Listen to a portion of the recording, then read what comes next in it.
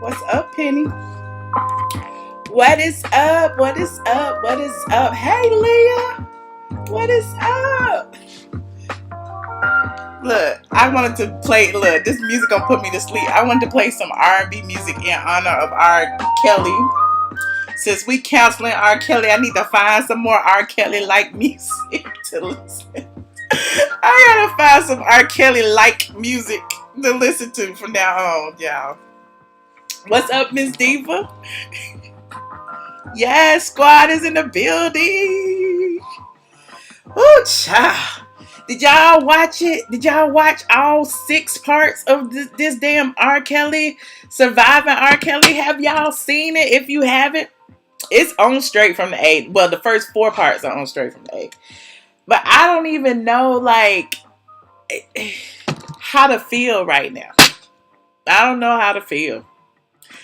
Socialite said, "You R. Kelly, you know, I didn't rethought my stance on that. Y'all know how I felt like, but back in when was that? When did I do that video? Back in November, I was like, I don't know if I'm gonna be able to give up R. Kelly. I don't know, but it's an easy decision now after seeing all this." You said you watched 2.5. Ooh, child, you need to watch them last 2, because them last 2 just brung it on home. I was a little iffy on the first 2. We can go ahead and start talking about it. Y'all know the Surviving R. Kelly has just been the talk of social media. It was trending on, what was the first day? Friday? Friday was the second day. Thursday. It was trending on Thursday. You know, everybody was in their feelings. The young people who didn't live through it, you know, I'm in my 40s, so I was there. But the young people who didn't live through it were surprised to hear about all the things the Pied Piper had done. Him naming himself the Pied Piper, him, you know, interjecting his life throughout songs, the relationship with Aaliyah, the marriage with Aaliyah. I mean, we can go on and on and on. And how Sparkle was one of his artists and introduced her niece to him and blase, blase, blase. But when I watched those first 2 episodes, you know, a lot of what I thought was they leaving out a whole lot of pertinent information. But then you start to realize after you watched it why they were leaving it out, i.e. Sparkle's niece was really her, R. Kelly's bass player's daughter, which was her brother-in-law. So it was like a whole family thing. And how, you know, R. Kelly allegedly paid off the family, which is why the criminal charges didn't go through. I mean, it was just a whole lot. It's like 25 years worth of mess. Like, how can we process all of this? Somebody said they want to slap the poop out of R. Kelly. I mean, you know, the last video I did, you know, I can admit when I'm a little wrong now. You know, my opinion is still my opinion, but I can admit I was a little bit, you know, lackadaisical, if that's the word, about R. Kelly and, you know, the whole mute R. Kelly movement. You know, but then you start to think, like, do we give R. Kelly a pass simply because the majority of his victims or alleged victims were young black women, and we pretty much devalue black women? You know, and it's kind of hurtful if you think about it, because, you know, I was a young black girl growing up, and I know how it felt to want to date older guys and to actually date older men, you know, back then when I was in my 14 and 15. And when you're 14 and 15, you don't really realize that dating somebody in their 20s is kind of detrimental. Like, you feel like you special. But, like, when you get in your 30s and you look back and you was like, what did that 20-something dude, like, what did he want with me? Like, what was wrong with him? Stop it, dog. What was wrong with him that he had to date somebody so much younger than him? So, people have been like, blaming the victims, saying, it's these fast girls that's throwing themselves on these 20 something men. And I can't agree with that, simply because, at 15, 14, 12, 16 even, we don't have all our facilities. We don't necessarily have life experience to tell us that what we're doing is wrong. Like, so I just kind of feel, some kind of way about that.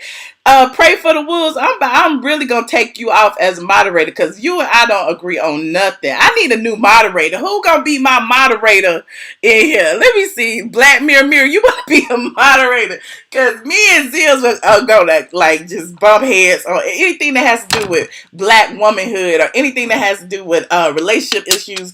We do not agree.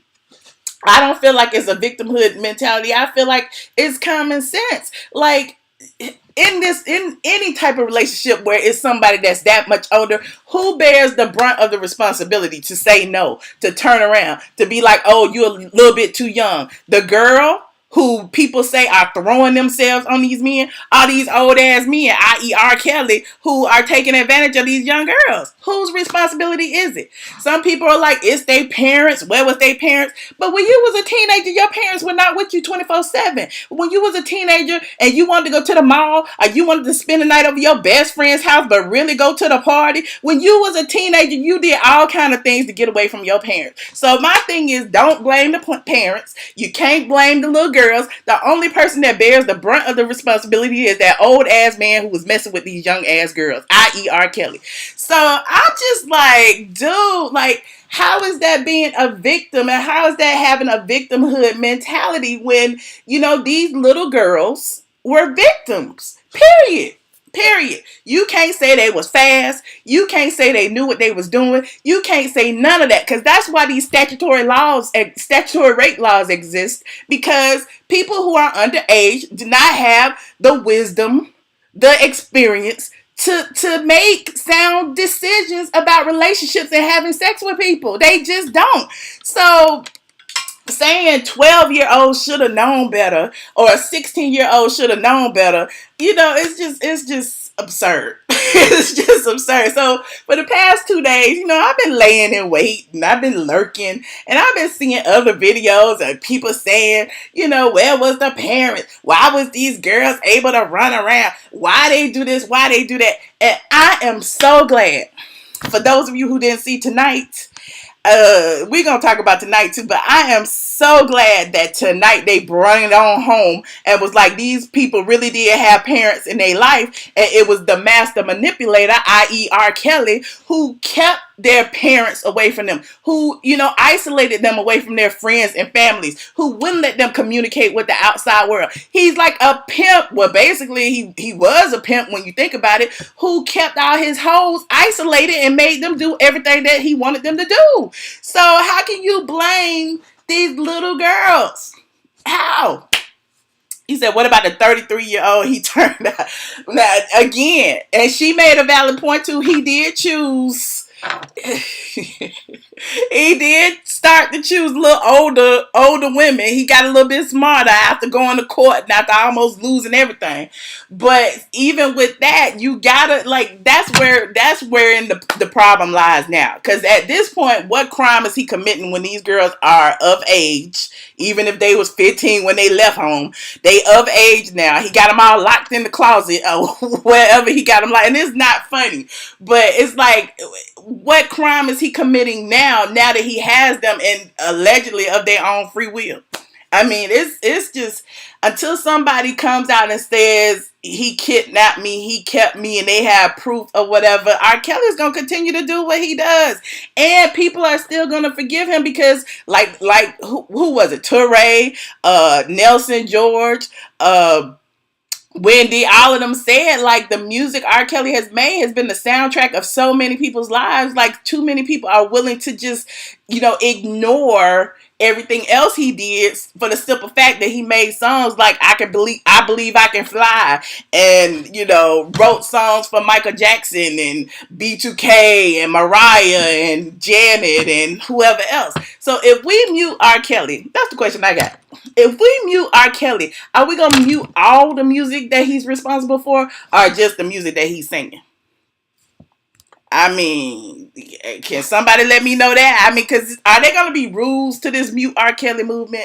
Because I need to know. Because if we're going to cancel him, we need to cancel everything. We need to make sure there are no R. Kelly remnants, floating around. And and he's had his hand in the music industry so long. Like, are we going to, mute Aaliyah, because she was underage when he made her first album? Are we going to mute Sparkle because, she was working with him, during that time, even though, her song may not have anything to do with his proclivities? But are we going to mute all of those people as well? Or what are we going to do? If he drops a song now, people are still going to support him. You know what, NMO? He has actually dropped a song. And I'm like, I don't even want to promote him or whatever, but R. Kelly is the classic narcissist, like his wife said. He dropped a song on his Instagram. It's like, what was it? You made babies to my music or something, like pretty much saying, I'm a part of history. There's nothing you could do about it. And, and it's interesting. Like, I want to go to his thing and see what people are saying right now. It's very sad, Roblo Pro. It's very sad. He said mute them all and lock them all up. But my critical thinking brain is like, what crime has he committed now? Like, we can talk about the porn charges and having sex with underage girls and all of that. But if the witnesses aren't, of age now and the statute of limitations is passed and they don't want to, testify, and he's paid people off and he's cutting checks. I mean, the money gonna run out one day. But like, where's the crime? How are they gonna, get him at this point? That's why he has, he's so prideful and he feels like he's so untouchable, because it's like, after all these years, what is there for them to do? They already try and fail. Like, unless they like barge into his house and find a bunch of child porn or something. But even with that, they had to let him go in Miami because they did it without a warrant. They, technicalities. You said the psychological abuse. Is that a crime? Is psychological abuse a crime? I mean, if that's the case, there's a whole lot of husbands out there and a few wives that need to be locked up today too. So is that something you could go and say, he psychologically abused me, he need to be locked up? Like, what's that law called? Like, I don't know. I need to sue my ex-husband for that. Shoot. Supporting him is supporting his behavior. Now, Denise. See, I was going to be nice for the 2019. There's a lot of people y'all support, and y'all support their behavior. It's a lot of people out there who are drug addicts and you still support him. There's a lot of people out there who, claim they hoes. You still support them. So at the end of the day, like, are y'all going to stop supporting everybody who has problematic issues? And I don't even know what to say about R. Kelly. I mean, we know what R. Kelly is. The only thing that documentary did was pretty much line everything up in black and white. But one thing I have to say about the whole, what's her name, Lisa Van Allen, I don't feel like she was being completely honest about that tape. She said she she snatched the tape because she, was looking at it and she saw herself on it, and she was having sex with the underage girl along with R. Kelly. She ended up giving it to a friend or one of his artists or whatever to hold for safekeeping. Later on, she goes to R. Kelly and like, we got to get it back. I stole it, and they arranged to pay the dude and all of this. Now, when I did my little research, I found out that during the court case, Van Allen was like basically meeting with R. Kelly's attorneys, telling them, pay me $300,000, I won't testify. So she was going the same route. She also testified that she stole his watch. But then on the flip side, a $20,000 Rolex, by the way. But then on the flip side, a lot of people are saying, on the last episode that he made people sign things to say that they stole different things. But again, she was in court and she admitted it. So I don't know. But there's just a lot of, things going on in the whole situation that you're like, will he ever, be brought to justice for the alleged crimes he committed? I don't know. Like, what can we do as a people? Just stop his money? Like, that's not. I mean, how is he paying? How is he paying? R. Kelly is not on my Spotify. Okay. You said fake crime. It doesn't matter if she lied about the tape. There's still a young girl on the tape. You're right, Southern Lady. I agree. I agree. But again, she did steal it to extort him. I feel like had she been a little bit more credible, had there not been money involved, because with a lot of the ladies, there's always some money involved. And again, I don't want to blame the victims. I really don't. But even the Geronda Pace lady, she broke her NDA to speak about it. But there was an NDA in place in the first place where she was getting money. And the only reason she broke her NDA was because he stopped paying, because he ain't got no money to pay the people no more. So, it's a touchy situation, but it's gonna take the victims, the real life victims, to come forward and be willing to, testify and bring him to justice. Us on the outside being outraged, us stop listening to his music. I don't know what that's gonna do. I really don't. You said, but I am. I'm trying not to. I'm trying my best not to. You keep wondering, are they doing a secret sting on him? I mean, that could be. I mean, put the heat on him until he comes out on his own. That's because this documentary, like, you need to wonder, like, what's going on in his head right now. Did he watch it? Is he feeling some kind of way? Is he gonna speak about it? Is he gonna be quiet? Like, what's gonna happen? He looks dirty nowadays. You blame all of his enablers. Yes, Bossy Dun Diva. And his wife brought that up as well, because, most people have heard that he can't read or write. And like, she was like, who's making these travel arrangements for all these women? Who's, doing all this stuff if, he can't read? His own manager / assistant, was laughing about it and saying how he saw some of the tapes, and and the brother was saying that, he likes younger women. So what's wrong with that? Like, it's just so many people around him that you could tell, that, they're cushioning him. It's an issue. He said, hey, he's a narcissist. Of course he watched it.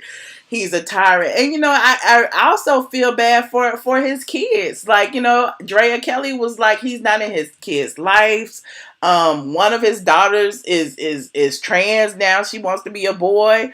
And then seeing that and seeing him forcing that other girl, Dominique, who in the episode 5 or 6, the mom went and got Dominique out the hotel. Dominique snuck out with her backpack, honey. She was ready to go. But to see her, she had cut off all her hair, and she looked like a boy. And the one of his former employees had already said she was tomboyish, and he groomed her to be a boy. Like, so it's sad. It is so sad. I don't know what's gonna happen. You said, how did Drea stay married to R. Kelly for 13 years and never say anything? Good question. I mean, but again, there's another way of blaming the victim. Like, she was probably, psychologically controlled just like the rest of them were. You heard Sparkle say she had to knock on the door to come in there to ask to get something to eat. Like, what the hell? Like, your wife got to ask to get something to eat in your house? Where they do that at? She had all those kids. She admitted that he had cut her off from her family and she hadn't talked to her mother. So it was a pattern. He did that continuously with each and every one of these girls. Each and every one were not able to talk to their family. He controlled their movements. He controlled when they ate. He controlled when they went to the bathroom. The Joycelyn Savage girl, the latest girl, her father was like, it's clear she has Stockholm syndrome. So he has basically trained these girls, with manipulation and it's just crazy. It is so crazy. She was young herself. They're all young. Drea is the least credible. I don't know. You need permission. I don't know, but I want to hear from y'all. Have y'all watched any of it? Did y'all watch all of it? Again, if you haven't watched the first 4 episodes, they're on the site right now. The second day 2, I actually did a whole little recap about the 5 things that were revealed and wrote them all out. I didn't want to come on here and just read from it and talk about it, but I just, I was just really frustrated after seeing tonight, like when Dominique's mom had to go to that hotel and the manager had to walk her up to that room for her to see her daughter, and she hadn't seen her daughter in years.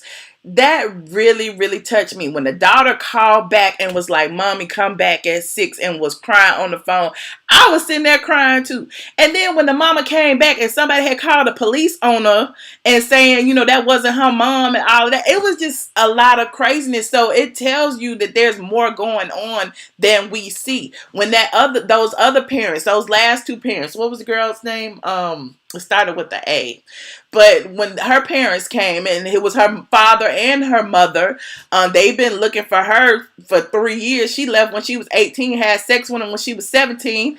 They was with her, each and every time. They sent the sister with her one time when she was supposed to be working with R. Kelly. And I don't want to blame the parents because it's just so much. It's just so much. It's just so much. You said when Lizette got smacked for talking to some guy. Yes, it was just all of that. But what I did realize, what happened to that white girl he was dating? What was her name? The 19-year-old he was just dating last year or so. Hold on, I'm about to look her up. They didn't talk to her. Where's she at? I know she was dating Rocco. Hold on. What is her name? Y'all know her name? What's her name? They didn't talk to her because that's the one he was taking out in public and stuff. Dang,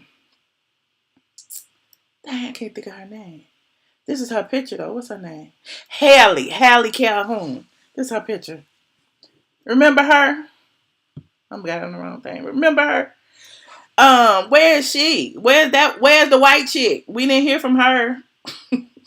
I want to know where she was since he brought her out on the red carpets and everything, and she left of her own free will, allegedly.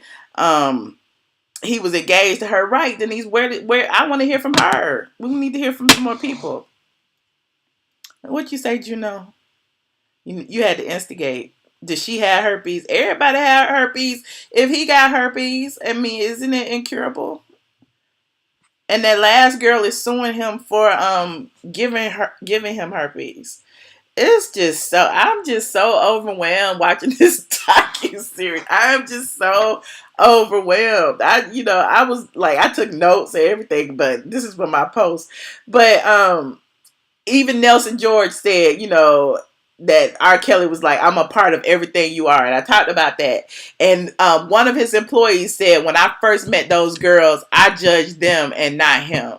And he pretty much said that, he thought that, why they're so stupid. If I was them, I would never, stay in a room just because he told me to or any of that. And so that's another issue. Like, why are they judging these girls? Are these women, if they're older than, 17, 18, 19?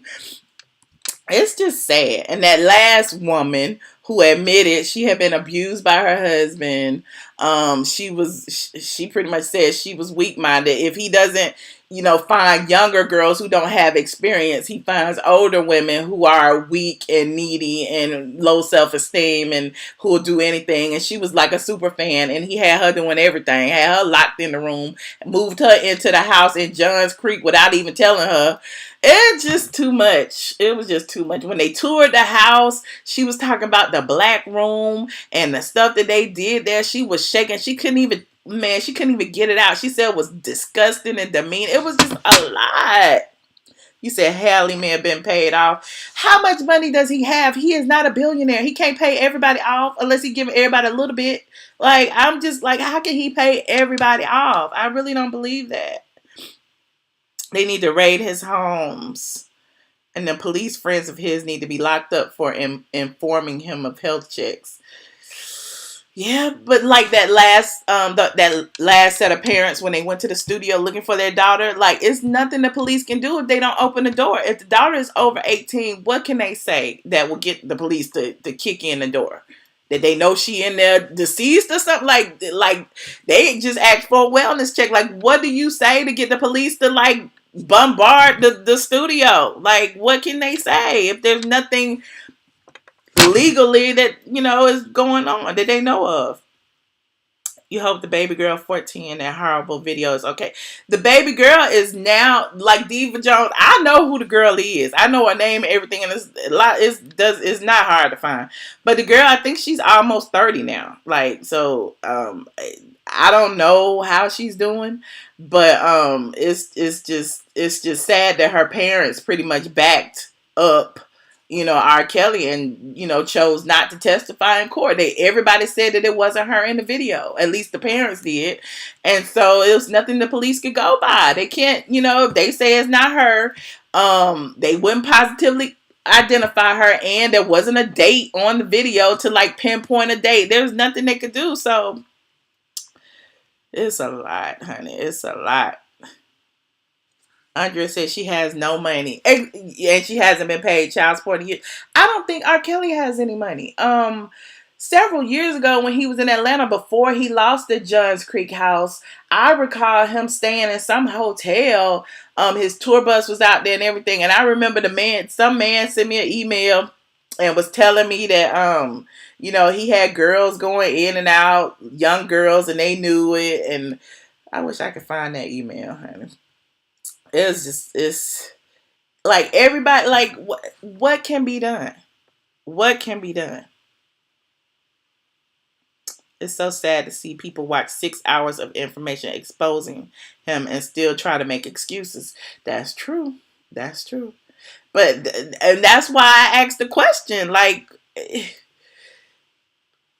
outside of protests, outside of not listening to his music, I guess, his concerts are being canceled. So clearly, I feel like he's probably struggling financially at this point. What can be done legally? What can be done? Like everybody keeps saying, lock him up and throw away the key, but you cannot just lock somebody up, without a crime. And being that, they can't pinpoint a crime right here, right now. Like, I don't know. Like, I don't know. I don't know. I want to hear from y'all though. Hold on, let me call into this. Sparkles. I don't know the girl name. We don't need to know the girl name. But she was in a rap group. And her dad was R. Kelly's bass player. So, you put all of that together, it's not hard to find at all. You said him and Usher made a song together. Him and Usher was messing with the same girl. That's how Usher got an STD. Well, him and Jay-Z made a whole album together. And it was around the time that whole child molestation allegations came out with the sex tape and all that. And, the album, Jay-Z quickly separated himself from the situation. 718-362-6360. PIN number is 942-7819. Call in. The girls he's going after currently are of age. And that's what I said. I think now, since he's been, indicted and went to court, and he knows the legal process. That's what happens to most criminals. They learn to be smarter with their crimes, especially, when they go, especially when they go to prison. Imagine how his brother's going to be when he get out, child. The brother is something else. The phone number 718-362-6360, and the PIN number is 942-7819. If you would please cut and paste and repost the phone number in the chat. You said Aaliyah parents had all the rights to his royalties. Is that a rumor or is that fact?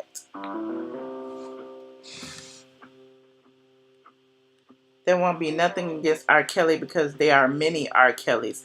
There are many R. Kellys. Think about it. Look, Puffy has been accused of being R. Kelly-ish with with Usher back in the day, because Usher's mom sent him off to live with Puffy when he was like 12, 13, something like that. Chris Stokes has been accused of being R. Kelly-ish with B2K and IMX and whoever else. Hell, Raz B already did spill all the tea about Chris Stokes. Quentin Tarver then spill all the tea about Chris Stokes even today. Hell, I've been to court about Chris Stokes, and Chris Stokes didn't want y'all to know nothing about that. So there are a lot of these industry pedophiles and molesters and whatever else you want to call them that are, doing these things to these children, and it's just disturbing. So it just begs the question, like, do these black girls' lives matter? At the end of the day, like, what are we gonna do to protect other young women from this, not only this predator, but other predators out there? Is it just that we listen to what they say and act on it immediately? Or, what can we do now to have others speak up about it? Caller 2513, you are on the line. Hello? Hi. Hi. Hi, who am I speaking with? Hi, who am I speaking with? This is Lisa from Illinois. Hi, Lisa. Hey, Michelle. So, what did you think about this? Just got everybody. Oh man, I'm way up in age, so I was around when the tapes came out and R. Kelly, and I've been a fan of his music forever. First of all, when I did find out about R. Kelly messing with little girls, especially when that P tape came out, I was done. Far as I was like, I like his music, but I can't fuck with R. Kelly like that. I didn't purchase no more of his music. I didn't go to none of his concerts or anything. I didn't support him. Mm-hmm. But his music I love. I mean, hey, it's just soul music, and if you like soul music, hey, he got that. That R&B touch. He has that. Yeah. So came out, I was done. So, but I still would hear his music sometimes, and because I am a stepper, so I did step to his music. I mean, but it was other music I found out it was other music to step to also. Mm-hmm. So, he ain't the be all, last of all of that. But what he's done, I believe everybody in that documentary. I believe everybody. I do too. I believe everybody has everybody has their own way of telling a story. You know what I'm saying? Mm-hmm. And something,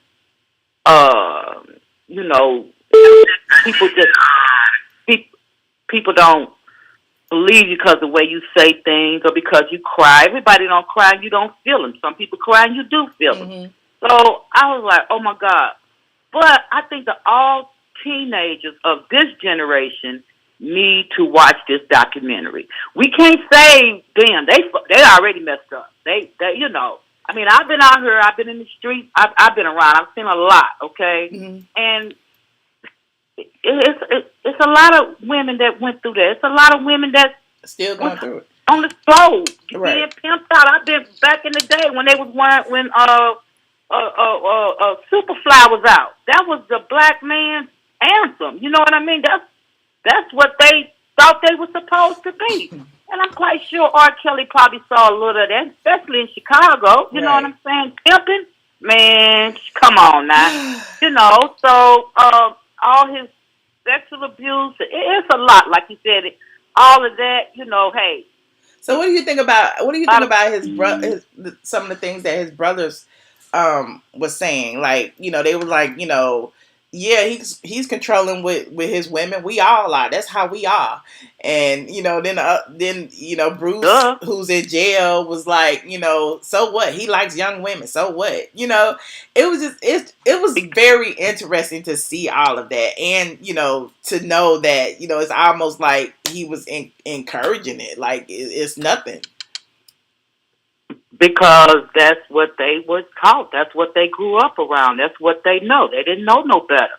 Okay. You know what I'm saying? Pimp hoes, pimps up, hoes down. I mean, That's what they knew. But, you know, we're in 2019 now, and we got this, you know, far as women being sexualized like that, because prostitution's been around since the beginning of time. And he really wasn't prostituting nobody.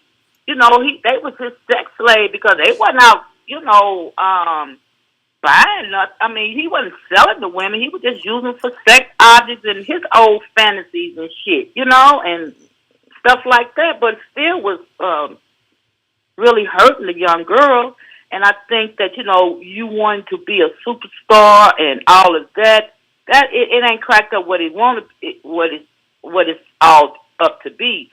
And they need to teach these young girls, hey, it ain't about these running up behind these stars, these rappers. Now look at that. Look at them today. Now that's R. Kelly era, but look at this era now. The way they out twerking and half naked, and so what happened with them girls? I don't know. Mm-hmm. So with R. Kelly though, he crossed the line when he started messing with them 14, 15-year-old girls. I mean, if that's the case, now, he crossed the line. To me, that's where he crossed the line. When he was 20-something. He'd been crossing the line for 25 years.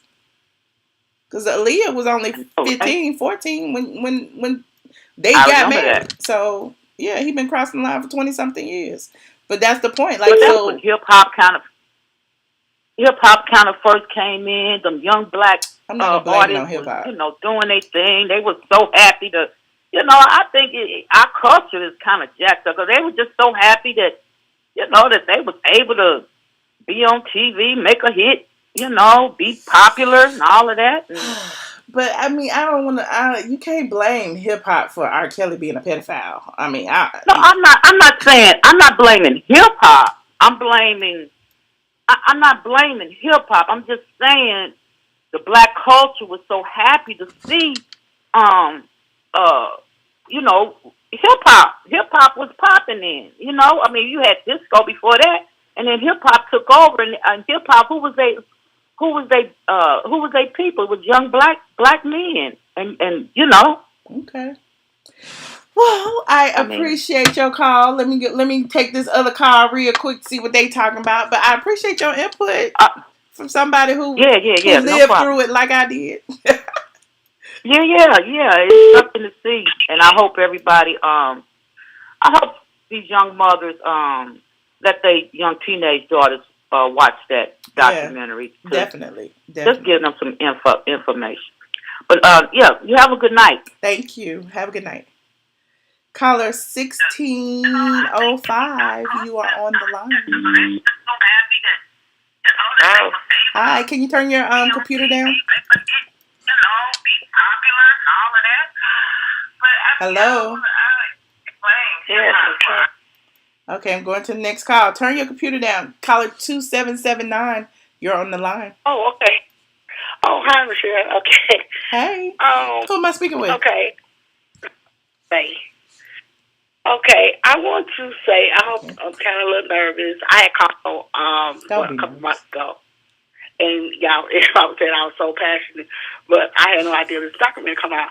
Okay, first thing, I just want to hope I don't miss the things I want to say. Okay. The first thing I want to touch on is, okay, imagine, okay, I'm going to start with whatever the girl name, the girl that went to court, followed him in court, and, you know, a couple of years or whatever, she ended up with him, right? Uh-huh. I'm gonna start with her.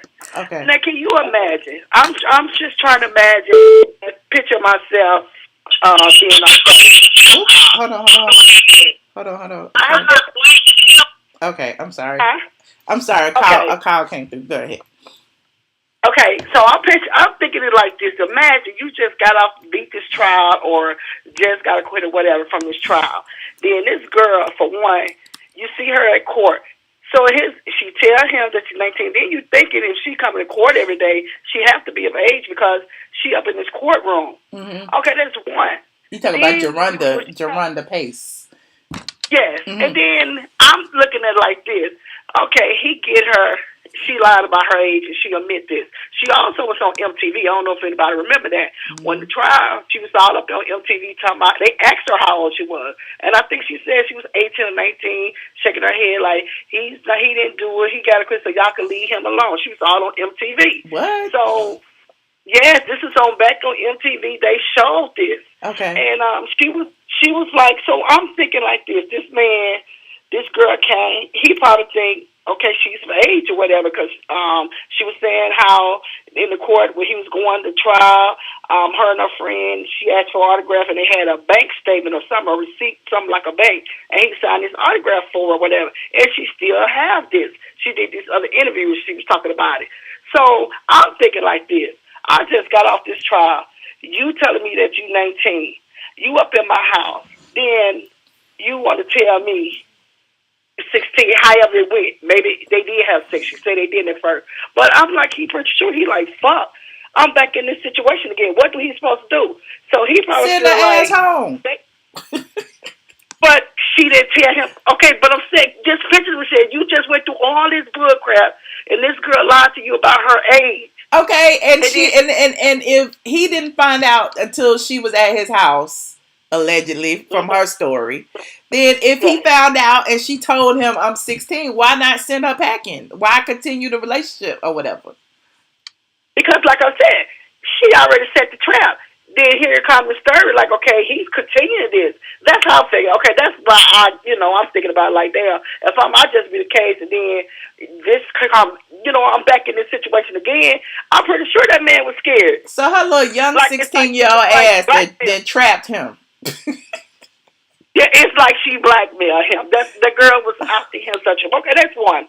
Okay, I didn't look at it tonight. I'm so pissed off because my son records some other men, so I got to wait till 12 o'clock, 1 o'clock to catch the Tonight Show. Oh, okay. Okay, this other girl, the McGee girl, have you heard about her, right? McGee. Which one? The one that, the dark skin, all I know her name was McGee. The last girl who met Joycelyn? I didn't see that. Not Jocelyn, the girl, the dark skinned one, that she coming out with a book. And I know her last name McGee, something like that. The dark skinned one with had the short bob. I didn't see it tonight, but I know she's supposed to be on tonight. And her last name McGee. Well, the background is, and it was all on the internet, that she's something else. That she was just his runner. Her daughter was on YouTube. And this happened about 6-7 months ago. She did an interview with which I didn't know it was the ex-boyfriend. He was talking to her and recorded it, and it's on YouTube. And the girl was saying that how her mother was lying, and that she was able to come home, and she was coming home with money, and it was 3 of them, and she had to watch her the kids while she fly back and forth with R. Kelly. Okay, so they pulled that back up. And they got flagged. Here's my problem, though. Like, even with this, like, we all digging into all these women's backgrounds. This person a liar. This person did this. This person stole a watch. This person stole a tape. This person did. Like, at the end of the day, like, the common denominator is R. Kelly. But these ones that's of age, I'm talking about the women that's of age, that's in their 30s, that this McGee girl is supposed to be a skinny. They got her, that you could pull up her background. I don't know her name, but everybody's talking about it, and it's on their thing. They were saying Lifetime dropped the ball because they did not do a thorough check on these girls, and they had 3 people did an interview, but the girl had it pulled down. The girl was saying how this girl ruined her life, went on the computer, sent stuff from her computer, like the girl was sending to her. It's a mess. That girl is trouble. And this blogger did it on her. She was like, I'm scared of her. It seemed like I should be scared of her. And the girl was like, don't be scared. Sure as hell. She striked her page and she had to take it down. Was it Kitty? But she got it on her. The last girl named McGee, the dark skinned girl. She got her page, the comments off because everybody was going on there. Okay. It was 3 interviews. It's the husband, her ex-husband, her boyfriend, her daughter, and 2 victims that she had did this to. What she doing to R. Kelly. Wow. And they were saying it was a lie. And they were saying Lifetime should tell the truth about the people's background. That's why a lot of people saying Lifetime not telling the truth. I knew they weren't telling the truth about Lisa Van Allen. I knew they would, because my thing is, only thing you gotta do is Google that, and everything that happened in the court, the lies that she told in the court, and about the tape. Because I feel like she sugarcoated it when she was like, "Oh, I saw it and I kept it and blah blah blah, and I gave it to somebody and da da da." But the truth of the matter is, she was accused of extorting him for it. Right, but if you been a blogger, and then when you look up this girl, I forgot her name, but when you look up her name, her record is online. It's public record, and everybody that put it said, "Oh my God, this girl is dangerous." And they was like, because she would strike your page. Once you talk about her, your page is coming. That so many people on YouTube page got striked when they tried to, put it out there that how she's lying, and you lied about she was in the Army, supposed to be in the Army. She AWOL and went when they had this flood thing. I can't think of it, my mind is going blank. But when that Katrina thing happened, she went there. She falsified information. Just how good she is. She falsified, and she was a homeowner, but she got into got this money. So the girl that she was making up all these stories, we called on her and said, "Can she do this?" And they said no. And she called the police, had the girl set up like drugs, got the girl trying to get her family, kids taken. It's so much, and all this. Okay. We going off topic. Like McGee, okay. Let's take her out of the. Okay, but look, even if we took McGee out of the equation, what about all the other little girls that he was messing with? What about all these teens he was messing with? What about all these girls that he got locked up in the hotel? What about the sex cult? What about Aaliyah? What about all of these other girls? Like, that's one person. Okay, let's say she lied. She lied. She faulty. She all about the money. What about all this other stuff? Okay, now Leah. Okay, wait. Listen. First of all, I want to say this. If R. Kelly did this and with the underage girls, he deserved whatever's coming. I mean, I'm a true diehard fan here. I am in no way, shape, or form saying that he was right messing with underage girls. That's off top. But that's the point. But that's the point of the whole documentary is everybody's so quick to forgive him simply because his music. Right, but listen, that's another thing. He went to trial for that. He was fine, but why they bringing all that back up? And he went to trial for that already. And because he got a code. Because he still holding girls against their will, and they proved it. These is grown women. These is not girls. These is grown women, 30s and late 20s. But they were 15, 16 when they got with him. He done held them for 5, 10 years. Now they of age, and he not letting them go. When they went in there, supposed to went to the hotel and got these girls is leaving and coming back. Like the girl Holly, whatever you said her name was, she done left twice, 2 or 3 times and came back. The Dominique girl, she done left and came back. Because he's a master manipulator. Like, a lot of people go back to their abuser and to their pimp and to all kind of things. A lot of people go back. But the thing is, like, how do you stop it? How do you stop the whole chain of events from happening? Like, everybody, we see it, but it's like, what can we do now? Right, exactly. Okay, so if he's so manipulating and brainwashed these people, what about all the ones that had left? Drea Kelly gone, all the girls that did the interview, right, supposed to be messed up in the head, brainwashed. Well, they said they are fine right now, right? They left when they got ready to leave. They left, right? So why can't the other ones walk out? Because Holly, when she wanted to, she walked out the door and left. When all the rest of them, whenever the hell they feel like leaving, they walk out and come back. The rest of them stayed gone, right? So it's all their fault. So you blaming all the women, and you're not blaming R. Kelly. I'm talking about if you grown, you up in your late 25, 30. Listen, now I was look, and then there are some grown abused women out there who stay in situations that they shouldn't stay in and don't leave. And then when they do find the strength to walk out, some of them end up going back to their abuser, and some of them end up dead. So you can't say, oh, he's not at fault because they left and they come back. And you can't say that if he's still an abuser and if he's still psychologically manipulating them and he's still doing all these things to them. How can you say that? Okay, but do we got proof that he's really abusing them? We got any scars? Did they go to the police with any bruises on them? How do we know this, though? I mean, for sure. The We documentary know that. said it. I don't know The how. documentary is also lying. Lifetime is a lifetime lie. Okay, you gave a good argument, but I feel you. I feel you because Okay. I feel you. Thank you. All right, Well, thank you for calling. I appreciate you. Goodbye. All right, bye. All right. I'm gonna try to call it 1605. You are on the line. Hello, 1605. Hello? Hi. Hello. 1605. Girl, I'm hanging up on you. Caller 5457. You are on the line. Hi, Michelle. Hi. Who am I speaking with? How are you? I'm wonderful. My name is Stephanie. Hey, Stephanie. Where are you calling from? I'm calling from Seattle, but I'm from Georgia. You calling from Seattle, but you're from what part of Georgia? Atlanta. Oh, cool. Park, baby. What's up, homie? so I listen to you all the time. Listen, I am so disgusted after looking at this. Okay. I am truly disgusted on so many levels. I just want to start with anybody that knew and turned a blind eye. I pray karma don't knock at their door like it did Sparkle. I agree.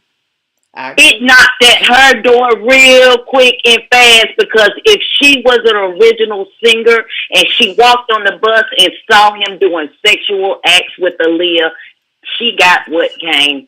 And I hate to say it that way, but karma ain't no joke. You're right. And I'm side-eyeing anybody that's defending R. Kelly on any level because there is no excuse you can give me. I don't care if it was 20 years ago. I don't care if it was 2 minutes ago. There is no reason an adult should put their hands on a child. I agree. If the child is out there fast, promiscuous, doing things she ain't got no business. When you are an adult, you be an adult in that situation and you send that child home. You don't touch them. I don't care what the situation is. I'm just disgusted. I'm disgusted at anybody that's taken up for this sick predator that he is, this demon that, oh my gosh, I'm looking at this show and it's like, I'm hurt. We have failed our black girls badly. I want to say 2 things and then I'm going to get off and let the next caller go on. Bill Cosby is in jail because he raped a white woman. Harvey Weinstein is probably going to go to jail because he raped a white woman. R. Kelly will not do 1 day in jail for the crimes he's done simply because he's done it to little black girls. And once that conversation is had, anybody that's taken up for him, they need to sit down and realize they are simply covering up all these sexual acts and crimes that's going on to these little black girls because he ain't the only demon out here doing this shit. You're right. And I think it's going to take, fans and everybody to take a close, hard look at the situation to be like, to see it for what it is. And it is hard. Just like people were saying, like he wrote some of the soundtracks of our lives. You know what I'm saying? But I wouldn't give a damn. I wouldn't give a damn what he wrote. Fuck R. Kelly. Fuck R. Kelly and that mama that went and got her daughter. I fucks with her. Anybody in the industry, like I said, that turned a blind eye to this, they basically co-signed what he was doing. Yep. Because when the mama went and got her daughter, got on that, that brought it all home for me. You know what I'm saying? Oh, Because I everything cried like else a is like, oh, baby. hearsay. I But when you cried saw like a that girl baby. run I out with her cried like backpack, a baby. I'm sorry. I cried like a baby. I cried like a baby when I saw that. That touched me to my heart because I'm like, how many other mothers are there out here that can't see their children because some asshole like R. Kelly is holding a child away from them, whether they are of age or not of age. This bastard is holding children against their family and their mothers, and that is just wrong on all levels, and I'm sorry to be cursing on your show. No, it's fine. I tried to keep it PG, but fuck R. Kelly.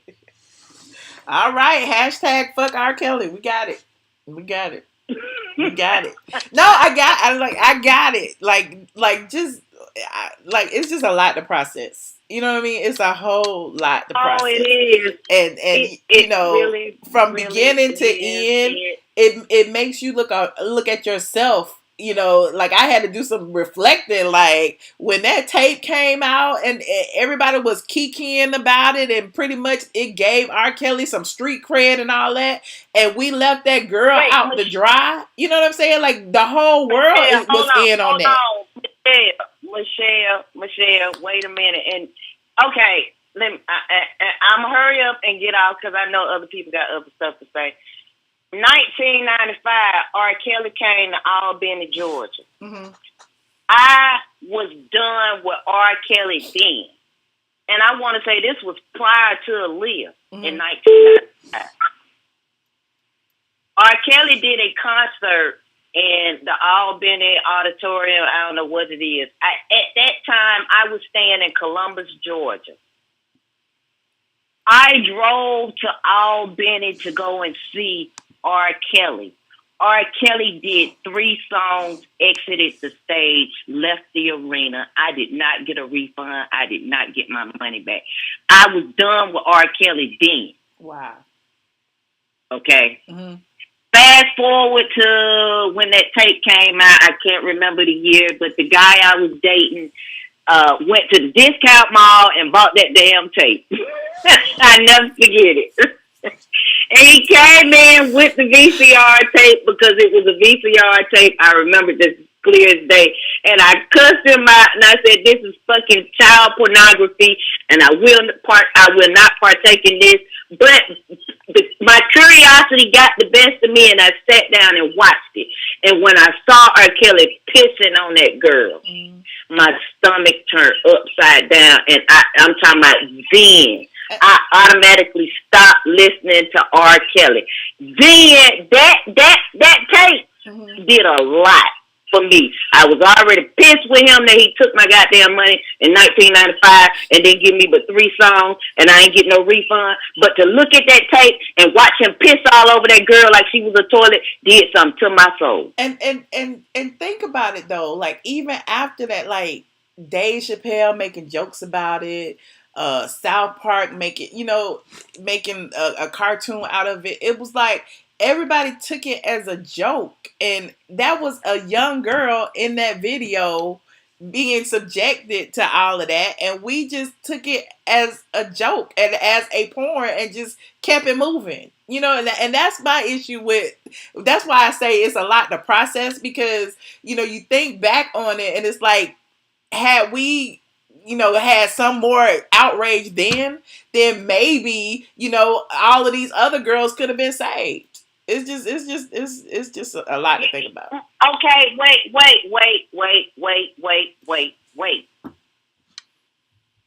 Being that R. Kelly is the star that he is, even if he's a washed up star, R. Kelly has that power to influence a young person that's impressionable, being that he is who he is. And that is what the jacked up part is about it.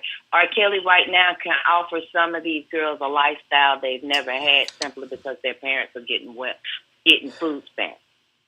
And he prey on that. You're right.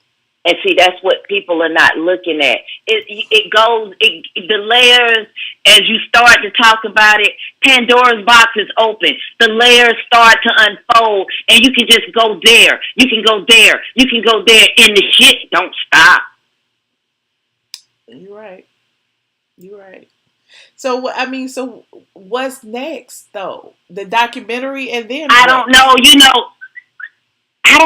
I don't know because it's like now, you protest him. You got to protest everybody that's out there making music. R. Kelly has made music with these people, and it's, they knew. I think in order for it to make an impact, it's got to affect more than R. Kelly.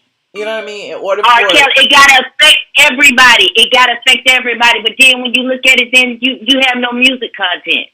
You have nobody to look at on TV because everybody fucking knew, and that's just what the crazy thing is about it. What's wrong with our people? Are we that so just hunger on money that we will wash stuff like this under the rug and let this creature do this to young girls and not say anything and idolize this motherfucker?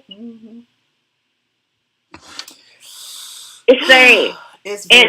I'm ready right now because of this, ready to cancel my Spotify subscription and just say, fuck it, sing to myself. And then it's like, what can I sing? Not sing to yourself. They already took R. Kelly off. What you gonna cancel it for? Listen to somebody else. R. Kelly done fucked my whole world up.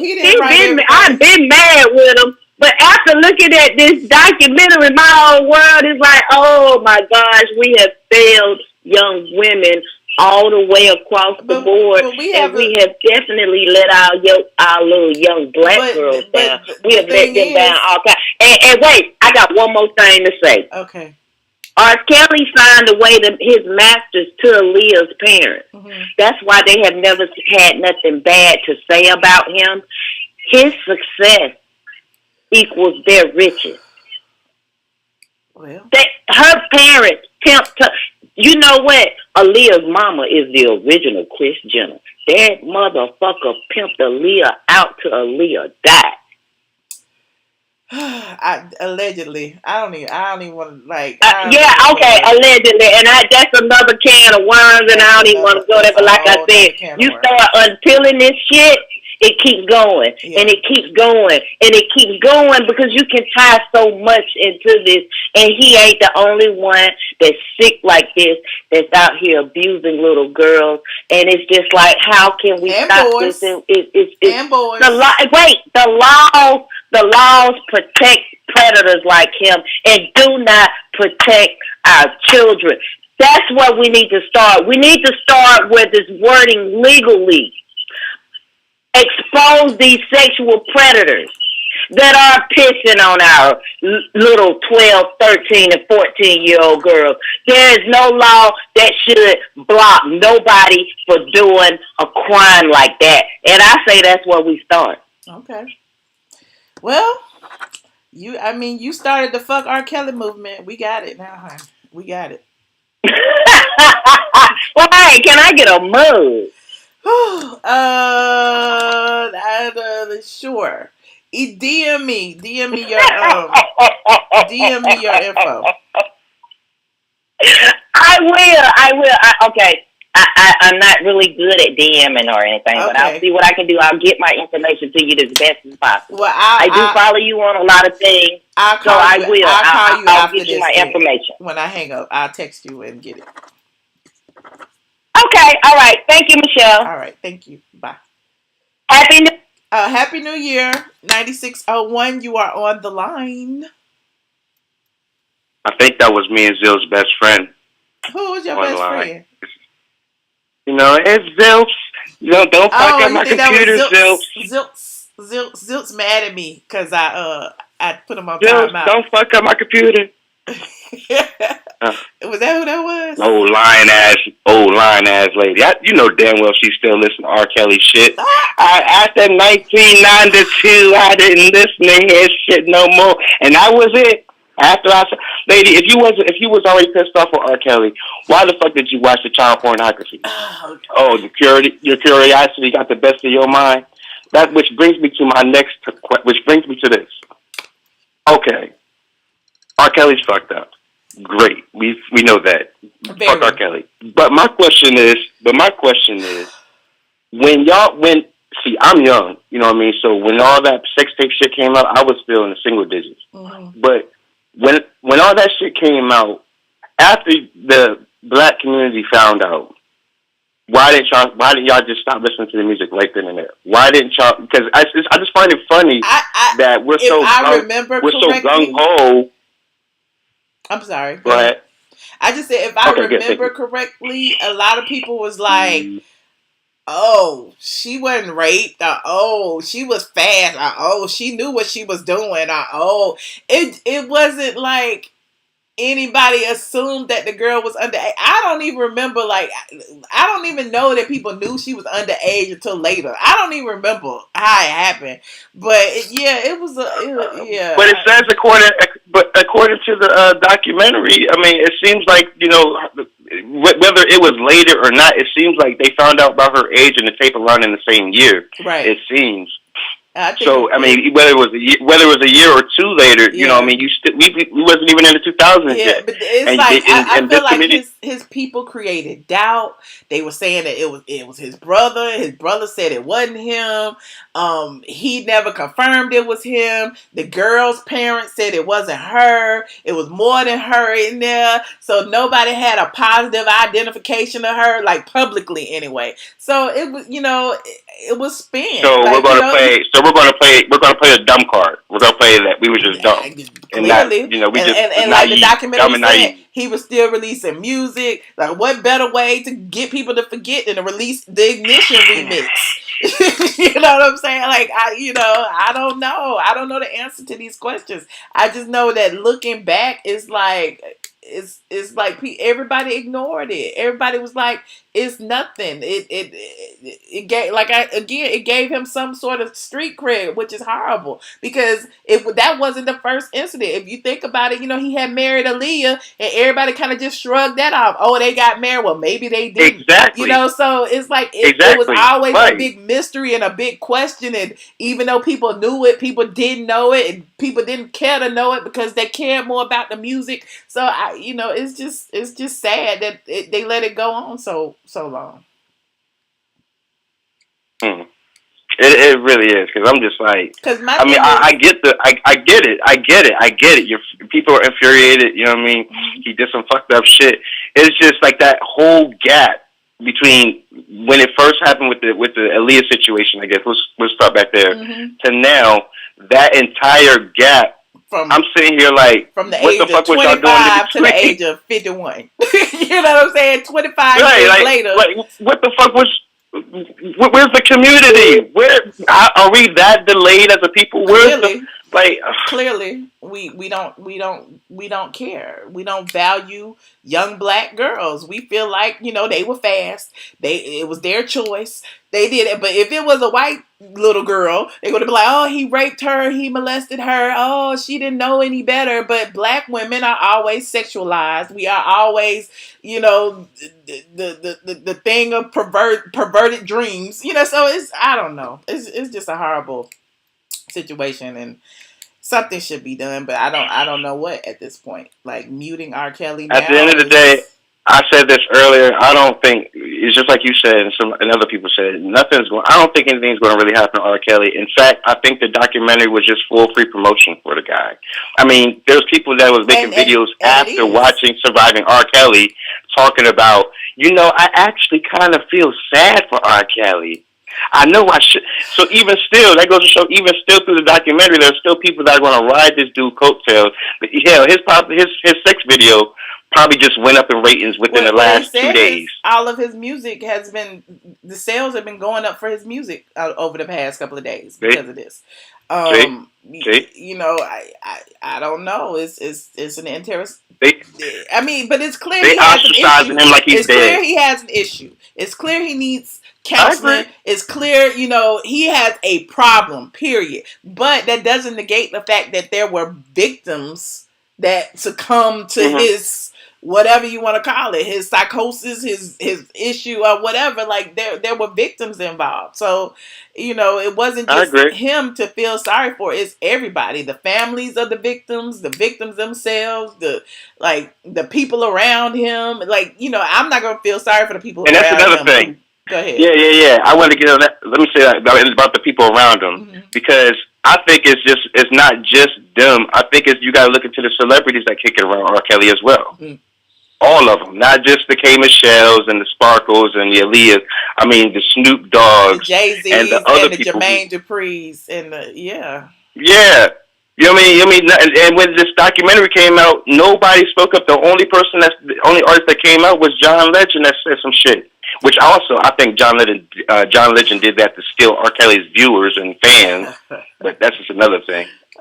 You know what I mean? But he's the only celebrity that came out. I think John Legend did it because he's from Chicago and maybe he has, a little bit more intimate knowledge than us who are not. I don't know, but that's why I think that could be true too.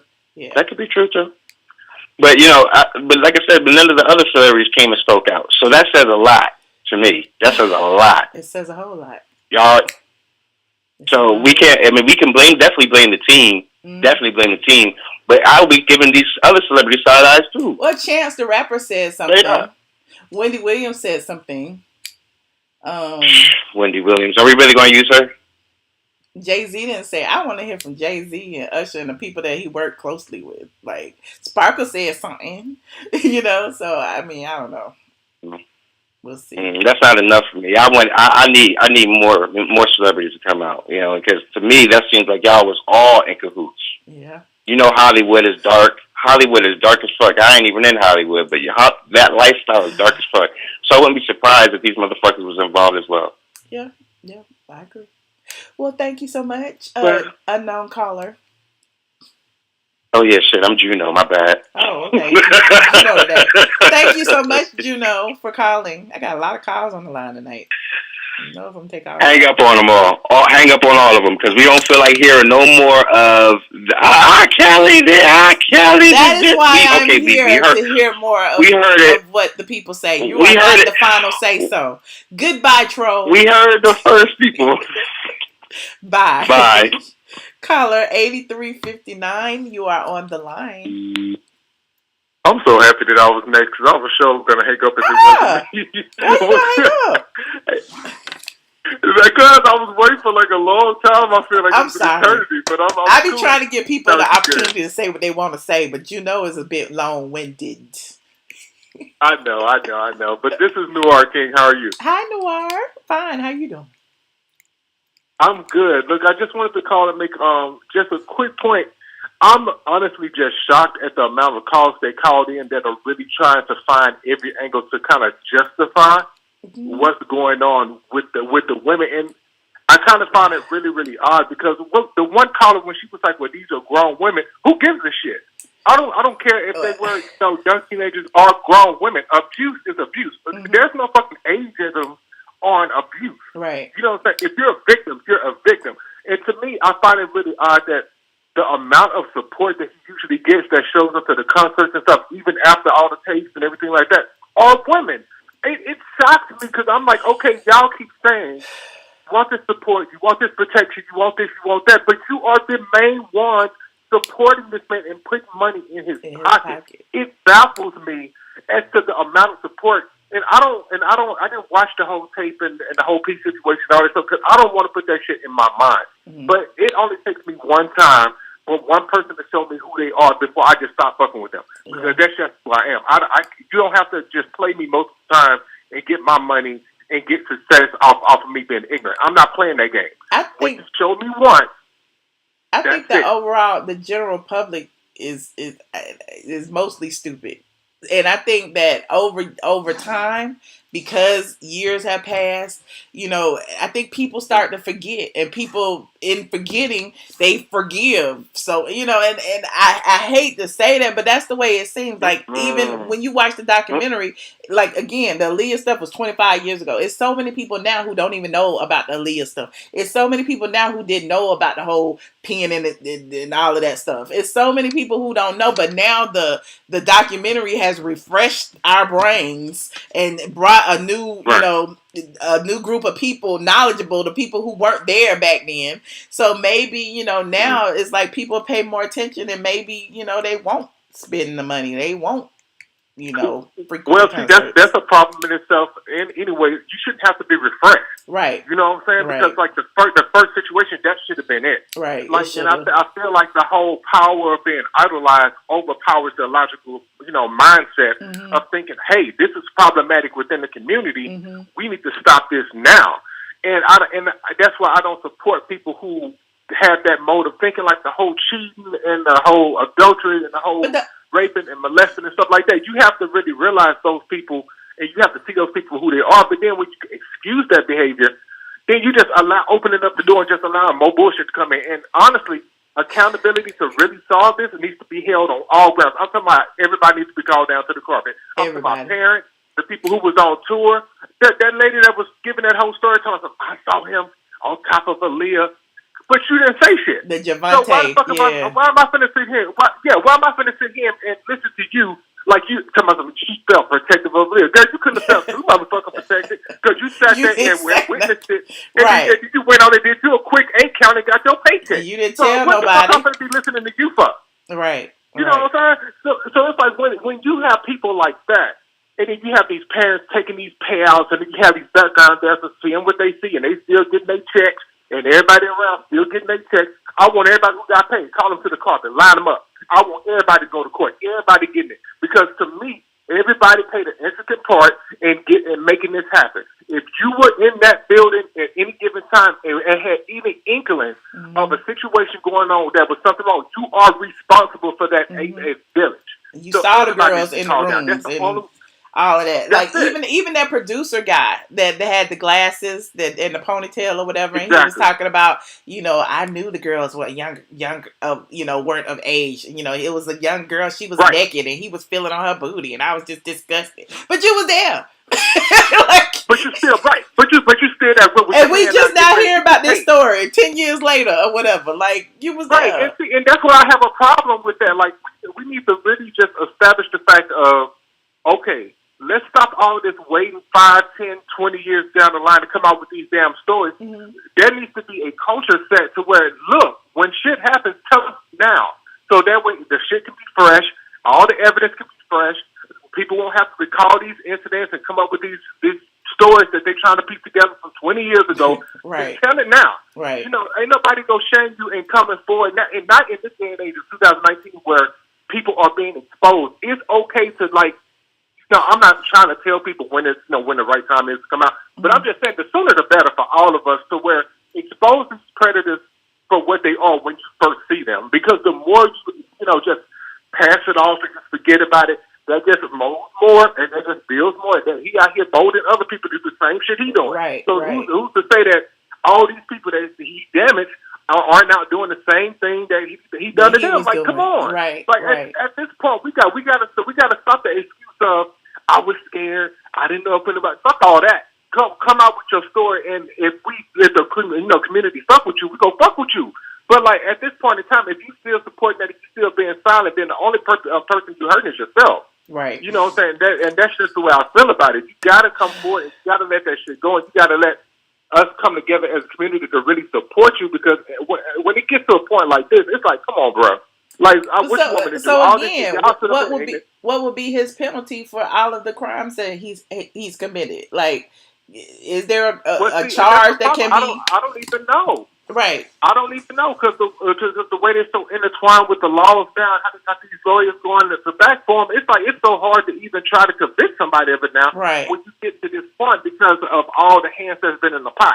Like That's why I said even with when that it's tape, fresh. everybody was like, it was obvious it was R. Kelly, but he was saying it wasn't him. Then they was like, they identified the girl, but the girl's parents said it wasn't her, and so the police was like, well, we couldn't, pinpoint a date because there wasn't a date on the tape. So because we didn't have a date, we couldn't, charge him with molestation. So we had to charge him with child porn, and that didn't stick. So it's like, well, what can be done? Like, I understand why he feels invincible if he made it through that, and you on video, and they couldn't pin it on you. You on video. Like, what more can be done? Right, and see, that's the problem that's going to accountability for everybody. Mm-hmm. Like, we as parents, well, I'm not a parent, but I'm just saying, we as parents and as a community, we can't sit up and be just taking out handouts just to keep going. Like, you can't be that desperate in a position of poverty to just be willing to just overlook something like that. Right. Like, that's when your moral compass is called to character, and you got to just really make a decision, because, man, you basically making a deal with the devil. You holding your hand out, you just saying, I'll look the other way if you pay me this. Right. You making your deal right then. I mean, so but most of them did. Like, even the Geronda girl. Like, she was a victim, and she took a payout, and the only reason she talked was because the money ran out, he stopped paying her. Because she stopped getting paid. but see, then again, that goes from you being the victim to you really just kind of extorting and getting your own payout. Mm-hmm. Because after a certain time, you have to be held accountable for that too. Like, okay, for you to sell yourself short and say, well, now I forget about that. I'll just take some of the money and keep quiet. What are you doing? What are you teaching yourself, and what are you teaching your future offspring to say, look the other way if the price is right? That's not something that we should be handed down to future generations. And I guess that's where the whole thing about my critical thinking and processing this whole thing comes into play, because I'm like, if the victims aren't pursuing him, what we got, what we outraged for? I mean, but and I don't want to blame the victims for being manipulated and all that. No, I get it. It's like, it's just hard to be like, I don't know what to do. Like, yeah, we're outraged that he did all of this, and we watched it, and we see it, and we know he has these proclivities for these younger women and this, that, and the third. But, what are we going to do to stop it or prevent it or, charge him with, like, what can we do? What can we do? Like, he's 50, but now he's dating 19-year-olds. Is that a crime? Right, but see, at this point, it's just gotten so damn out of control. We have let it go on for so long, and I say we because generally we as a community, is seen as a whole collective. We're all responsible for that, for just allowing it to go on and just looking the other way.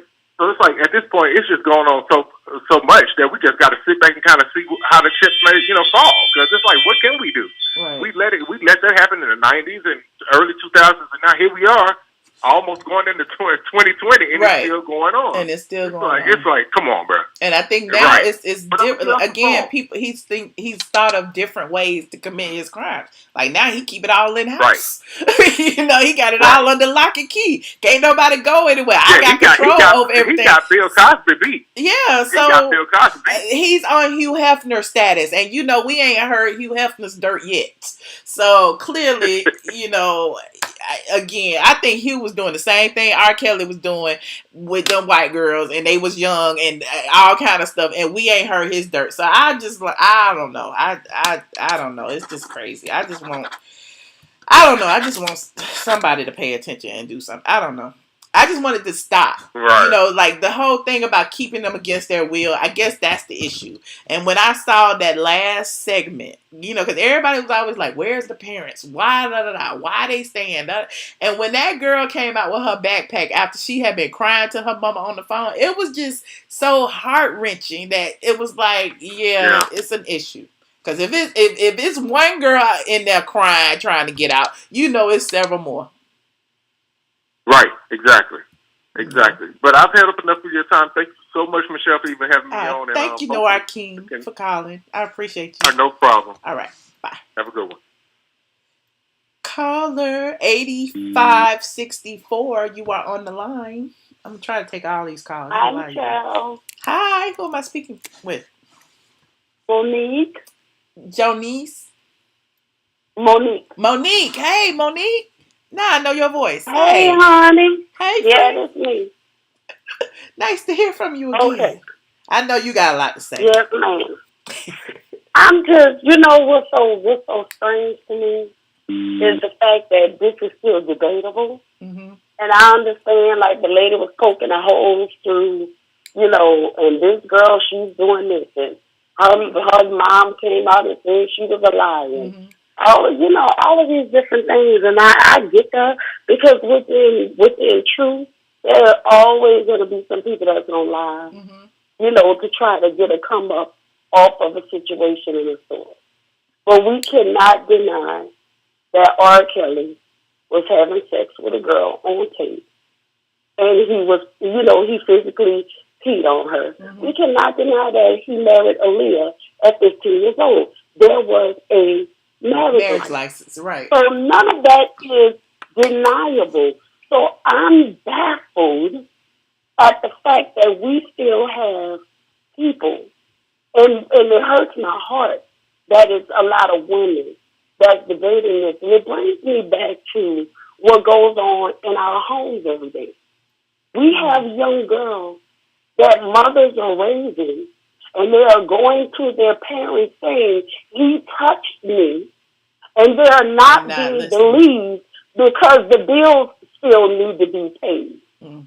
Or that woman has a need that she does not want to give up her man because having her man means more than believing her child.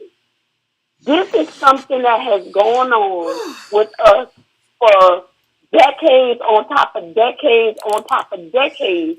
And it's almost like, you remember the movie, Woman Doll Loose, the T.D. Jakes movie? Mm-hmm. And when the little girl went to her mama and told her mama told her, well, we all have dresses to wear and crosses to bear. Mm-hmm. And that was because she was molested as a child. And probably her mother was molested as a child. So it's kind of a generational. It's actually a generational thing. And because it's been done to people, and even though some of the people that's even arguing on his behalf, some of them have been molested. But because it's been done to them, and because nobody fought for them, it's almost like, well, this is just how it is. Mm. Like, this is what men do. They're allowed to get away with it. And as a community, we have kept silent for so long. And this is in the forefront. And we still have kept silent about him in this situation. Mm-hmm. And that's the part that baffles me. It really baffles me. But you don't think it has anything to do with the music itself? Which is kind of what the documentary was saying. Like, every single time something happened, he used his talents, i.e. his musical ability, to kind of like throw people off. Let me go to the church and sing I Believe I Can Fly. Let me go, write this hit for Whitney Houston. Let me go do, he did all of these things and then, brought the people back onto his side when the people were outraged. So, that's what celebrityism kind of does, the whole spin thing. Let me, lay low for a few years. The general public forgets, or, it kind of glosses over, and then I could come back and do something else. And that seems to be, the thing he's been doing, like even with his trial, when he was like, they was like, he didn't have a speedy trial. It took 6 years because they wanted the victim to be, old enough or appear older on the stand. You know what I'm saying? So it's like he has a pattern of kind of doing things to kind of like, put up smoke and mirrors to where the general public just forgets. Well, didn't he not start calling himself Pied Piper? I'm sorry? What was the Pied Piper? Did he not start calling himself Pied Piper? Yeah, he did. And what was that? Somebody that used music as manipulation to lure kids. Right. In this case, which is like what you're saying with his music, he didn't just manipulate to lure kids, he actually lured all the grown folks. Yeah. Because the music was so good, because you cannot deny that musically he is a genius. Right. Now, mind you, I ain't bought none of his I ain't really bought none of his music. I've never been a big R. Kelly, person. That just wasn't never me. Mm-hmm. Have I heard music being at parties or being out somewhere in the club or something like that? Yeah, but did I own his music? No, I never really, owned any of his music. Mm-hmm. But I've heard it. And yes, he is a genius. And sometimes people that have that level of genius, they also have a lot of other stuff that's attached to it. Mm-hmm. Mind-wise, there's a wicked element that's there a lot of times with those type of people that have that level of genius. Right. And yet he did know how to redeem himself within the music, with the, all the different songs that he made. He started with the churches. Then he started with the... I'm sorry. Exactly. They did. One of my pastors, he remade the song "I Believe I Could Fly." Mm-hmm. But it's because it's so inspirational. But then think about it too. Then he went from the churches. First, he was doing the whole bump and grind stuff. Everything was about sex. Then he went to the whole, the "I Believe I Can Fly" stuff. Then he went to the whole family-oriented music, the barbecue music, the stepping music, and that's it's like exactly, mm-hmm. exactly. See, once who he was came out, because everybody's saying that know him that there's a difference between R. Kelly and Robert. Mm-hmm. And for some people, I guess they don't understand that, and it's a psychological thing, mm-hmm. But there are some people that have there's two different personalities that's living within them. Right. There are some people, they are a Jekyll and Dr. Jekyll and the Mr. Hyde. Yeah. And it almost seems like that's what he is. And when he was doing a lot of the perverted things that he was doing with the younger girls, yes, he was doing all the music that you're talking about, the bump and grind and all of that. And all of these things started coming out, and they became known. Did he stop with the younger girls? Yeah, he started going to the ones that was legal age, 19. And then his music started changing. It's almost like he was using his music to create a different narrative. Mm-hmm. That's exactly it started becoming the more positive, family type of, we at the barbecue and we gonna step in the name of love, and all of this kind of stuff. So yes, he did swing his narrative in a different way. Look, speaking of which, like on the heels of this documentary, he got another one that he called "Born to My Music." And he released that like 2-3 days ago. You know what I'm saying? To celebrate that people was born to his music. And that's why I was saying this documentary kind of introduced him to a whole slew of people who didn't know about all of this stuff. And now his music is selling again. Now he creating really? And I don't even know, what can we do to stop it at this point? I think, a lot of people saying that they don't feel like anything's going to happen. I feel like I don't know when it's going to happen, and I don't even know how it's going to happen, but I believe that something will happen and something will come out of this. And I'm going to say this, if it doesn't happen to him, if it's the uncle or the brother or the cousin that inappropriately touched the little girl in her house, or the next door neighbor, and everybody gets together and they see to it that that person serves time and is punished for their crime, then his story has done something. Yeah. His story has done something. Yeah. It's created talking points, and it's created awareness so that now, we can, I don't know, we can kind of observe and see the signs next time, I guess. But it's I don't know.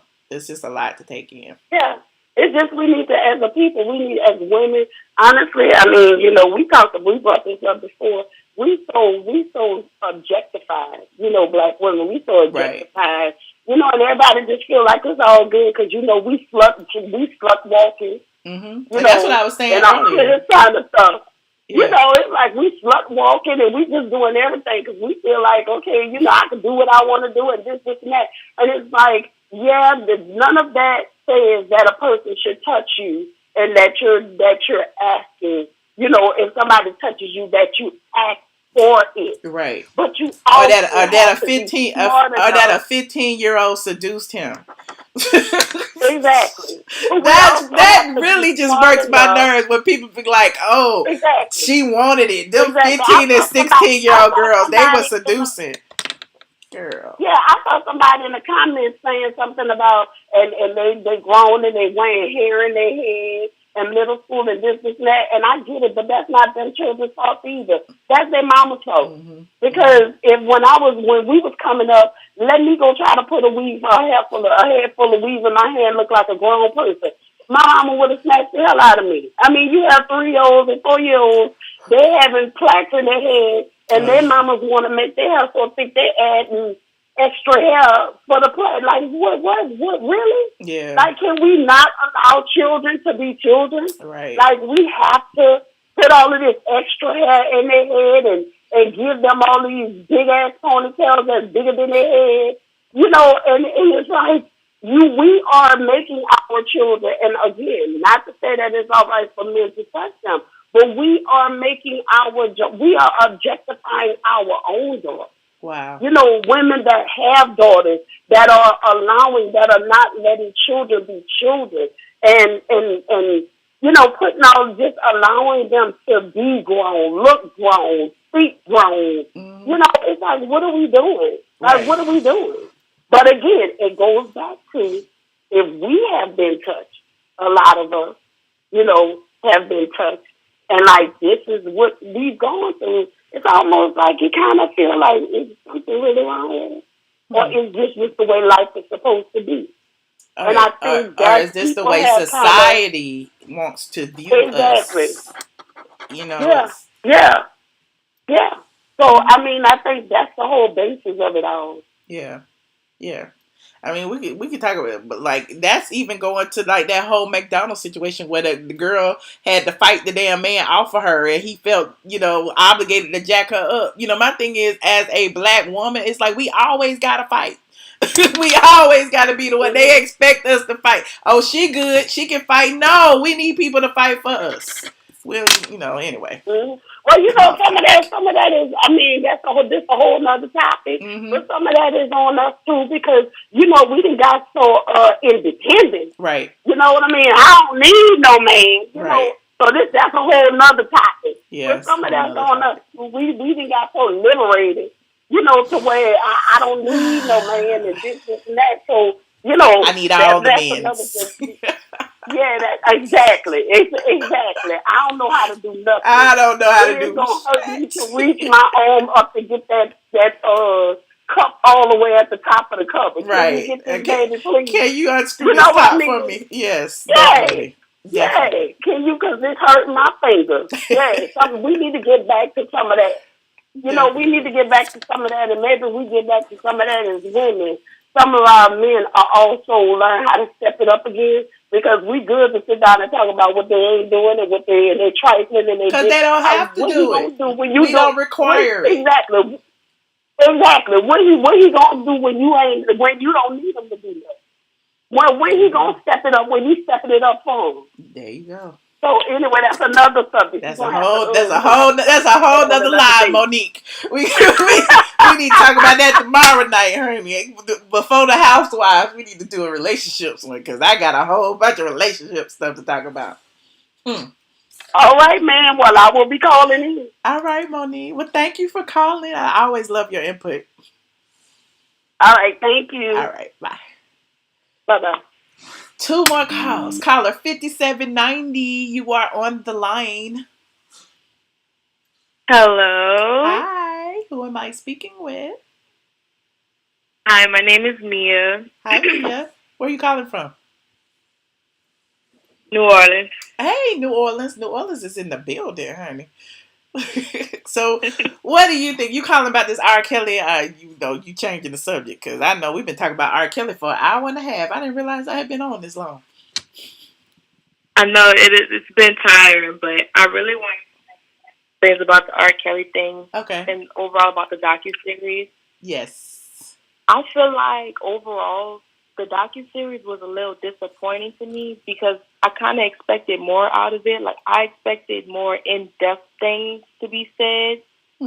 to actually make an impact on the viewers that are watching. I mean, sure, the docuseries will have a little impact, but 10 days or so from now, everybody will probably forget it. But I feel like if people went more in depth about their situations that happen within a house, or like little traumatic experiences, right? Because they did kind of smooth over that Johns Creek situation when she went into the house. And my thing is, why we didn't get to see her room? Like the key was in the door. Why we didn't see her room? Exactly. I wanted her to talk more about the black room, her room, like what really happened. Yeah, right. That was interesting. Yeah. You know what I found interesting? Also, I want to know if you noticed this. Whoever was producing this documentary, they used a bunch of the same clips over and over, like the same sound bites. So people, to me, was repeating things over and over, like they were trying to pound it in. Like the Javante chick, like they kept using her same clip saying, I can't remember what it was, over and over. The Lisa chick, they kept using a clip of her saying something over and over the course of the whole 6 episodes. It's like you reusing stuff. Why, it's like they had to spread it out. So, I mean, I get it. It made an impact, but it was a lot of repetitious stuff going on. Yeah, I even expected more women to be on the show besides like the little 7 amount that they had. Mm-hmm. Because I mean, if you really want to make this impact and try so hard to expose R. Kelly for his wrongdoing, there will be more women coming up trying to expose. That's true, but I mean, a lot of people don't, didn't want to be, like they had some girls, like the Tia chick, she wasn't on there, but they had her name in it. They had some people that probably just didn't want to participate. You know what I mean? But I really like the last episode when the parents was involved. I just feel like they just brought it on home because the first 4 is like we've already heard all this. Most of us have lived, through it. We've seen, like even up to date the whole cult allegations and all of that. And I just when they, like I keep talking about when they went and found Dominique, that was like a turning point. That kind of changed my whole outlook on the subject. Like, dang, R. Kelly is a monster. Yeah, and I really wanted them to discuss more about Dominique's issue, about how they said that he made her cut her hair off, and use her as a boy toy. And I kind of figured if he was trying to say that he was bisexual or gay or whatever. Yes. Yeah.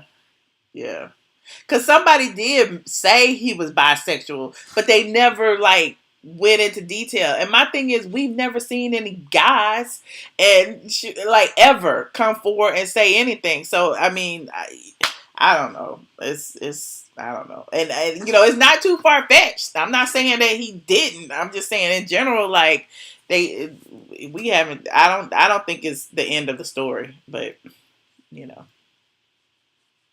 There is this book that was anonymously published by whoever, but I feel like it's written by Geronda. Geronda, yeah. Yeah. And I felt like it kind of touched base on him possibly being bisexual. Oh, okay. Because it stated that he did have sex with a man and they were doing anal and stuff like that. So I feel like there's a lot of stuff that hasn't really been spoken upon. I also feel like Geronda pursued R. Kelly in a way. Yeah. Because she was there during all of his court cases, daily outside, speaking to him, encouraging him, and things like that. But I think it just kind of took a little turn to the left when there were certain things that she didn't want to do. Right.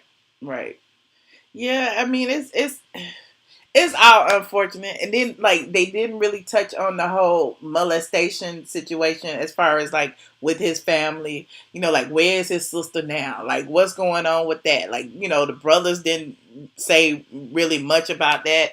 But I just, again, there's more to the story. Maybe we'll find out more. Maybe he'll speak on it soon because that'll be a bestseller if he came out with his own documentary about his own life. Who knows? But yeah. Also, Kitty. I feel like Katie should have known better in a sense because she was a DJ, and most DJs, their main thing is to get information and talk about, certain things that's going on within the industry. And I felt like when she felt disrespected by her friend for asking if she watched the tape, I feel like she kind of knew what was really going on and still, in the end, got with R. Kelly. I think she knew what was going on from the beginning. As far as Kitty is concerned, she had reached out to me. It's a blog post on my site. Like, she really wanted to tell her story and she wanted money and whatever.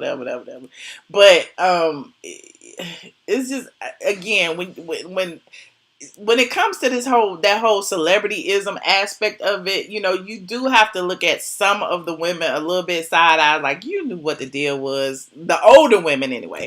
Especially now, 20 years later, if you still getting involved with him now, it's some more issues going on. But yeah, I don't want to blame any other younger women from back in the day, but here we are 25 years later and it's still happening. It just, I don't know, just something needs to be done. I don't know what though. Somebody said Kitty is a grown ass woman. You right, Missy Banks. Flanks. Well, thank you so much for your input. I'm gonna take one more call before I end this. I've been on almost 2 hours, child, talking about this. All right, thank you. Well, thank you for calling. Bye. Caller 7850, you made it. Hello, Michelle. It's Robert. Happy New Year. How did you work this out, Robert, to be the last call? Let me tell you. Yeah, so this is what happened. Like, literally, it was at, like, the 45-minute mark. I called in, and then I ended up hanging up because I needed to charge my phone. And then, like, 10 minutes later, I called in. So I've been on hold this whole time. It's like, okay, and then when you said 2 more calls, I'm like, I got this. I've manifested it. You're going to answer my call. It's all good. So I want to make this quick. So let me just say, every time I think about R. Kelly, I think about what seems like an age-old question with an easy answer, and it's basically, should we separate the art from the artist? And I say absolutely, but whether it's Woody Allen, Roman Polanski, or R. Kelly, people seem to have a problem about that. And even one of your callers, I think it was 2 callers before mine, she mentioned how R. Kelly was a genius, and that's why, geniuses also are some of the biggest demons. Well, yeah, yes and no. Like, I don't think he's a genius. I just think that he's really talented and he offered the people what they wanted, but that doesn't absolve or excuse him from what he's done. And I think do you think his genius? Oh, I'm sorry, Robert. I be trying to interject. But do you think his genius allows him to hide in plain sight? Like yeah, the documentary implied? And I think, yes, and that is my last point. I think whether it's, R. Kelly, or even in the last 2 days, we've seen Drake being put on blast for what he did in 2010 with a 17-year-old on stage at some concert, how after she told him she was 17, he specifically said, well, I like the way your breast felt against my back or chest or whatever. And it's like, dude, she said, she was 17. You should have asked her how old she was before you tried to, get her on stage and, be R. Kelly 2.0. And the same thing with Diddy, his inappropriate relationship with Usher. Like, the Me Too movement needs to come to the music industry because nothing's going to change. I can't remember if it was Juno or Noir King, but one of those 2 guys said basically people are going to forget about this. Well, yeah, they will forget about it unless we demand that they don't. And that means holding everybody accountable, including the documentary filmmakers. Like, my last point is, I didn't watch all of it, but I know Twitter was a buzz earlier tonight because Charlemagne the God was featured in that. And, his tweet from...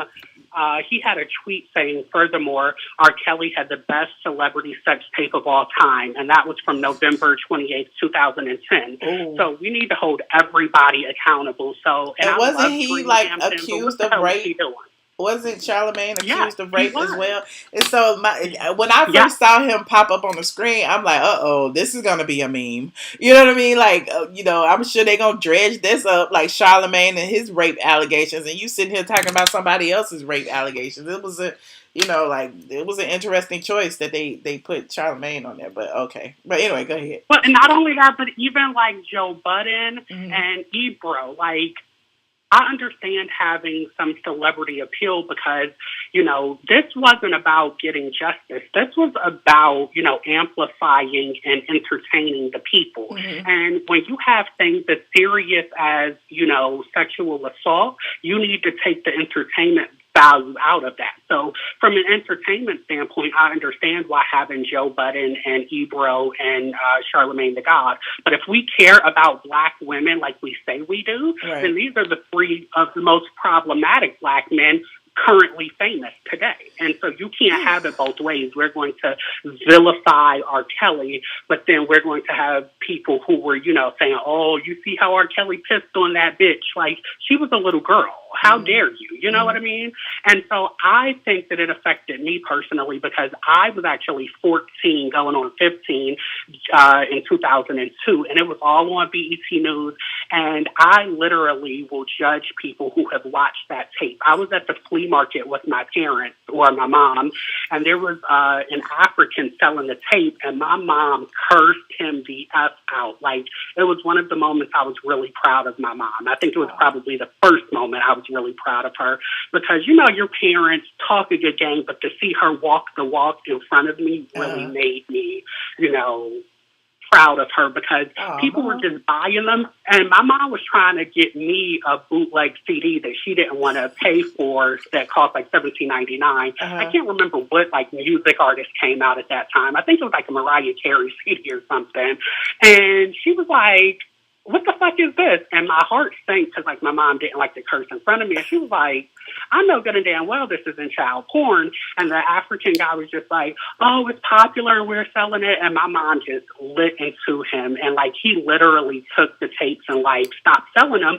But it's like there was a market for that because it was R. Kelly. And at that point, everybody knew that it was a child. You know what I mean? Yeah. And I almost want to say that like everybody knew that it was Sparkle's niece.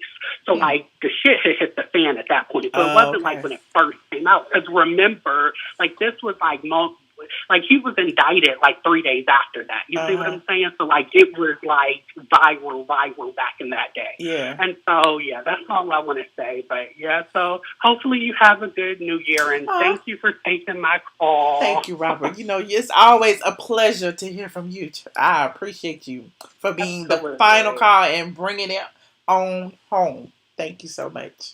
Absolutely. Thank you. All right. Bye-bye. All right. Bye, Robert. Well, you guys.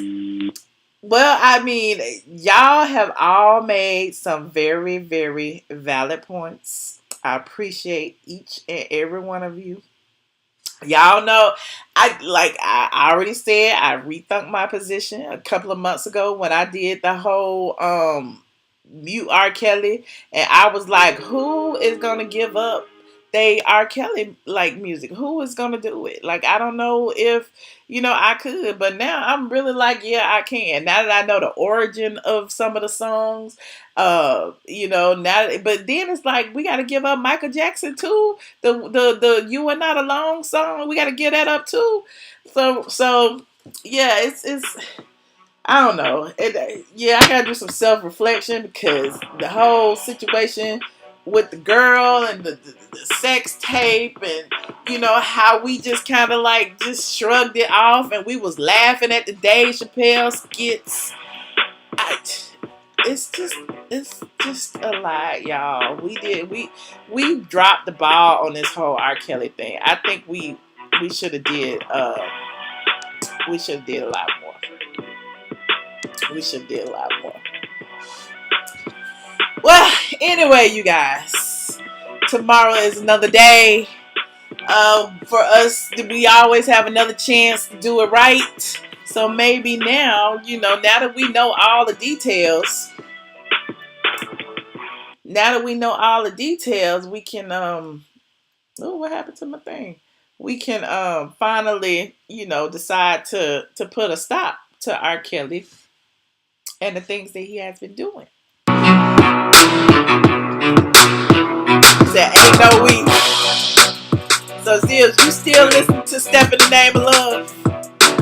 Is that what you gonna do?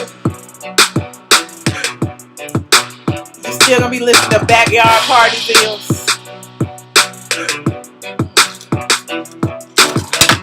Is Usher and Same Girl?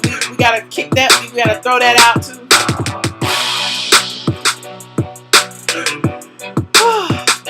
You say MJ didn't know what was going on. I mean, but it's not his fault. But R. Kelly penned the song, and he's still gonna get paid from it, right?